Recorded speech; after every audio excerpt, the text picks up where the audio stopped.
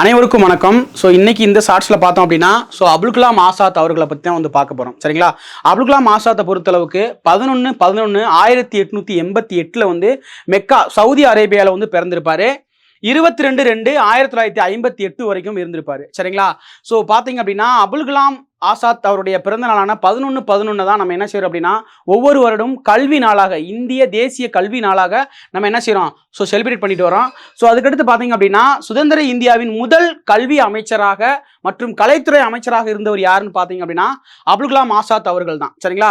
இவர் 1923 தான் காங்கிரஸ் கட்சி தலைவராக தேர்ந்தெடுக்கப்படுறாரு. அதுக்கு முன்னாடி பார்த்தீங்கன்னா கிலாபத் இயக்கத்தில் தலைவராக இருந்ததுனால அபுல் கலாம் ஆசாத் பார்த்தீங்க அப்படின்னா காந்தியுடைய நெருங்கிய நண்பராக ஆகிறாரு. அதுக்கு பின்னாடி காங்கிரஸ் கட்சியுடைய தலைவராகவும் தேர்ந்தெடுக்கப்படுறாரு. சரிங்களா? அதுக்கடுத்து அல் ஹிலால் அப்படின்னு சொல்லக்கூடிய ஒரு இதழ் மூலமாக, அதாவது இது வந்து ஒரு உருது மொழி பத்திரிகை. இந்த இதழ் மூலமாக பார்த்தீங்கன்னா இந்து மற்றும் முஸ்லிம்களுடைய ஒற்றுமைக்காக அபுல் கலாம் ஆசாத் வந்து பாடுபடுறாரு.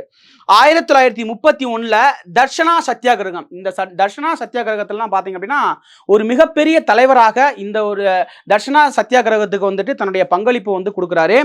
அதுக்கடுத்து பார்த்தீங்கன்னா அவருடைய முக்கியமான படைப்புகள் அப்படின்னு சொல்லி பார்த்தோம் அப்படின்னா இந்தியா சுதந்திரத்தில் வெற்றி பெற்றது அப்படின்னு சொல்லக்கூடிய ஒரு முக்கியமான நூல். அதுக்கடுத்து பார்த்தீங்கன்னா குபார் இ ஹபீர் அப்படின்னு சொல்லக்கூடிய இன்னொரு முக்கியமான படைப்பு. அதுக்கடுத்து பார்த்தீங்கன்னா தாஸ்கிராத் அப்படின்னு சொல்லக்கூடிய இன்னொரு படைப்பு. சரிங்களா?